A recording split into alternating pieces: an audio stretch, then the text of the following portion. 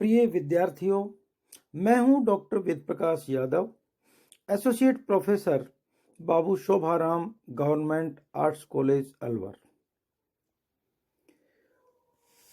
मैं भूगोल विभाग में एसोसिएट प्रोफेसर हूं।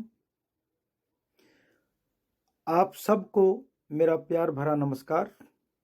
मैं स्वागत करता हूं आप सभी का आज के इस वीडियो में। आज का ये वीडियो एक नए विषय को लेकर आ रहा है। आज का जो विषय है वह है आनंदम। गत कुछ दिनों से मैं आनंदम के ग्रुप पर, जो एमए प्रीवियस का आनंदम ग्रुप है, उस पर कुछ आनंदम से संबंधित सामग्री आपको शेयर कर रहा था। कुछ विद्यार्थियों से रूबरू होने का मौका भी मिला और आनंदम के विषय में, जो कि एक बिल्कुल नया विषय है, हमने कुछ बातें साझा की। आइए आज उन तमाम विद्यार्थियों के लिए जो एमए प्रीवियस ज्योग्राफी के स्टूडेंट हैं, नियमित विद्यार्थी हैं, उन सबको आनंदम के बारे में कुछ ऐसी जानकारियां जो शायद उन्होंने अब तक नहीं सुनी होंगी, नहीं पढ़ी होंगी, वो हम साझा करें।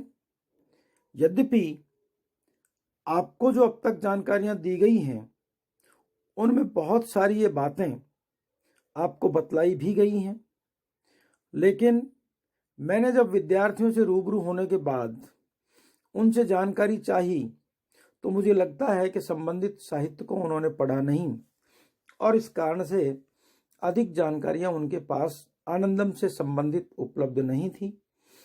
इसी परिस्थिति ने आज मुझे प्रेरित किया कि मैं आपके लिए कुछ ऐसी जानकारियां साझा करूं जो आपको जानना अनिवार्य है।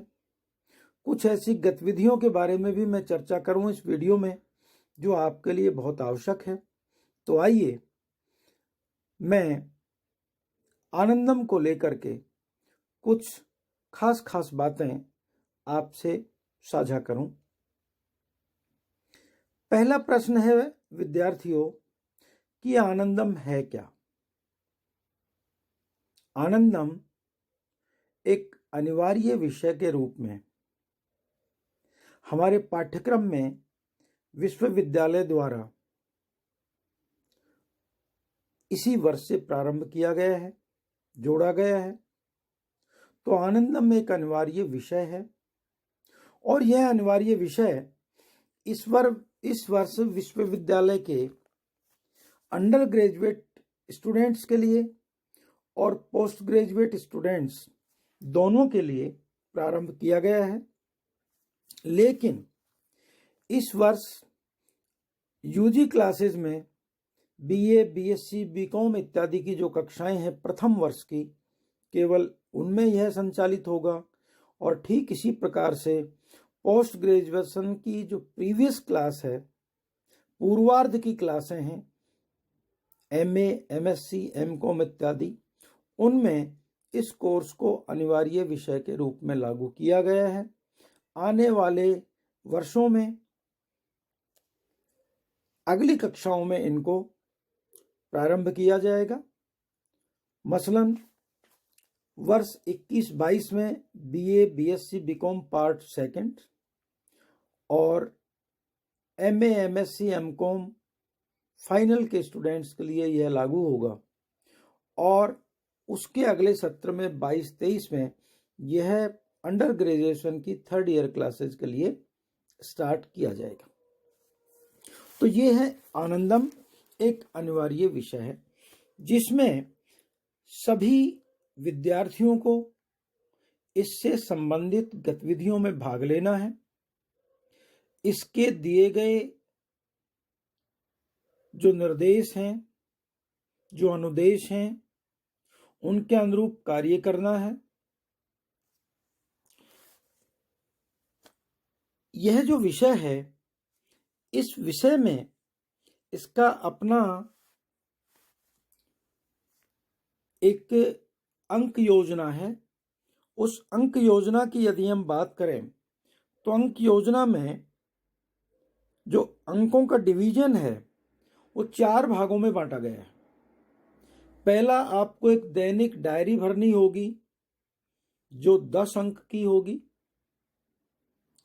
एक आपकी परियोजना बनाई जाएगी जो सामूहिक परियोजना है, जिसमें उस सामूहिक परियोजना की रूपरेखा बनाने पर 20 अंक मिलेंगे। वह 20 अंक की होगी, अधिकतम अंक उसके 20 हैं। आपकी उपस्थिति और आपकी भागीदारी संपूर्ण आनंदम विषय से संबंधित कार्यक्रमों में, यह भी 20 अंक की होगी। और फिर वर्ष के अंत में, जिसके लिए निदेशालय ने 26 मार्च 2021 तारीख निर्धारित की है, प्रोजेक्ट रिपोर्ट प्रस्तुत करने की। तो प्रोजेक्ट रिपोर्ट जब आप प्रस्तुत करेंगे तो वह प्रोजेक्ट रिपोर्ट होगी 50 अंक की। तो इस तरह से 10 + 20 + 20 + 50 करके 100 अंक आपके इस आनंदम विषय के होंगे। और इन अंकों की या ग्रेड जो भी अलग अलग विश्वविद्यालय इसमें अलग अलग ढंग से मूल्यांकन कर सकते हैं, तो ग्रेड या अंक जो भी होगा वो आपकी अंक तालिका में दर्ज किया जाएगा और इसके जो अंक होंगे वो डिवीजन में भी शामिल होंगे। इसलिए कुछ विद्यार्थियों को यह भ्रांति हो सकती है कि इस विषय का कोई महत्व नहीं है अंकों को लेकर के। तो वो अंकों को लेकर के भी एक महत्वपूर्ण विषय है। इस बात को वो समझ लें, स्वीकार करें। लेकिन इस विषय का अंक भार को लेकर के शामिल किया जाना कोई उद्देश्य नहीं है। इस विषय के जो प्रमुख उद्देश्य हैं उनके ऊपर अब मैं चर्चा करना चाहता हूं। सबसे महत्वपूर्ण बात है कि इस विषय के उद्देश्य क्या हैं, उनको समझना हमारे लिए जरूरी है। जब हम विषय के उद्देश्यों को ठीक से समझ जाएंगे तो निश्चित रूप से इस विषय के प्रति हमारा लगाव पैदा होगा, हमारी रुचि पैदा होगी। हम इस विषय से जुड़ने के लिए प्रोत्साहित होंगे, उत्साहित होंगे। और निसंदेह जो मकसद लेकर के हमारी सरकार ने इस विषय को प्रारंभ किया है, उसमें कहीं हम कुछ कदम आगे बढ़ पाएंगे।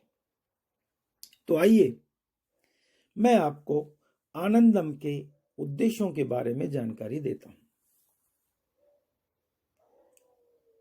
असल में एक लंबे समय से ये बात अनुभव की जाती रही है कि आज का जो विद्यार्थी है वो, चूंकि हमारे परिवार, संयुक्त परिवार टूटते जा रहे हैं, बहुत कुछ टूटन आ चुकी है संयुक्त परिवारों में।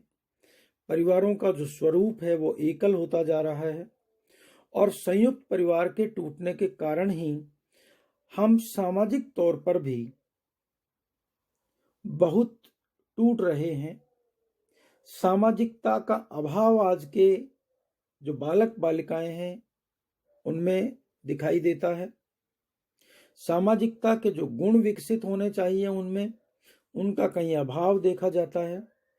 तो इन तमाम बातों को महसूस करते हुए सरकार ने, हमारे विभाग ने, शिक्षा विभाग ने इस बात को अनुभव किया कि विद्यार्थियों को समाज से जोड़ना, समाज की संवेदनाओं से जोड़ना, समाज की संवेदनाओं की समझ उनमें उत्पन्न करना, समाज की समस्याओं को समझना, उन समस्याओं को सुलझाने के लिए उनको प्रोत्साहित करना, उन समस्याओं को सुलझाने के लिए एक दूसरे से साझा विचाराभिव्यक्ति करना, इन तमाम बातों की जरूरत आज के विद्यार्थियों को है।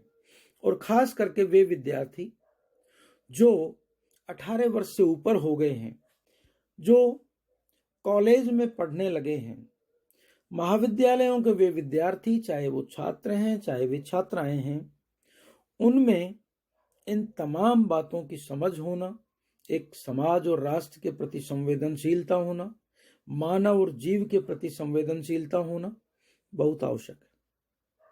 और इसी आवश्यकता को ध्यान में रखते हुए, इसी आवश्यकता को उद्देश्य के तौर पर इस्तेमाल करते हुए इस आनंदम विषय की शुरुआत आज हमारे विश्वविद्यालयों ने की है।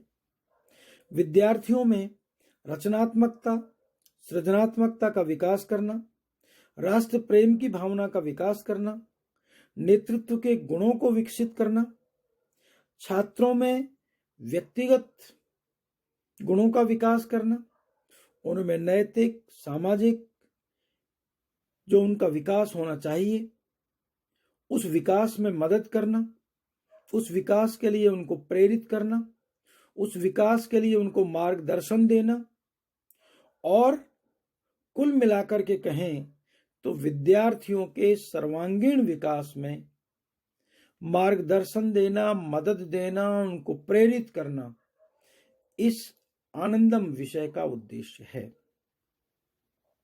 तो देखिए कितना महत्वपूर्ण उद्देश्य और कितने पवित्र उद्देश्य को लेकर के इस विषय को आपके पाठ्यक्रम में शामिल किया गया है। मैं समझता हूं कि इतना कुछ कहने के बाद विषय की महत्ता स्वतः स्पष्ट हो जाती है। अब मैं बात करता हूं आनंदम विषय का पाठ्यक्रम क्या है और इसकी परीक्षा व्यवस्था क्या होगी। हमने अंक भार की बात की है, तो उसकी परीक्षा कैसे संपादित होगी और इसका पाठ्यक्रम क्या है। प्रिय विद्यार्थियों, इस विषय का जो पाठ्यक्रम है वह बहुत कुछ खुला पाठ्यक्रम है। इसमें विद्यार्थियों को खुली छूट दी गई है। एक बहुत ब्रॉड स्पेक्ट्रम है, बड़ा खुला आपका मंच है, उसके ऊपर आप बहुत सारी गतिविधियां संपादित कर सकते हैं। किसी एक सीमा में, छोटी सीमा में आपको बांधा नहीं गया है। आपको विशाल क्षेत्र दिया है, बड़ा मैदान है आपके पास। उस मैदान में आप अनेक रचनात्मक, सृजनात्मक कार्य कर सकते हैं। समाज, राष्ट्र, व्यक्ति, मानवता, जीव, पर्यावरण, सबकी भलाई के लिए आप काम कर सकते हैं। तो इसका जो सिलेबस है उसमें व्यक्तिगत और सामूहिक स्तर पर कुछ कार्य किए जाने हैं, यही इसका पाठ्यक्रम है। और व्यक्तिगत और सामाजिक स्तर पर क्या क्या कार्य किए जाने हैं, कैसे कैसे कार्य किए जा सकते हैं, उनकी चर्चा हम अगले वीडियो में करेंगे। अभी आपके इस वीडियो में अंत में मैं आपसे यह कहना चाहूंगा कि इसकी परीक्षा से संबंधित जो बातें हैं वो भी हम शेयर कर लें।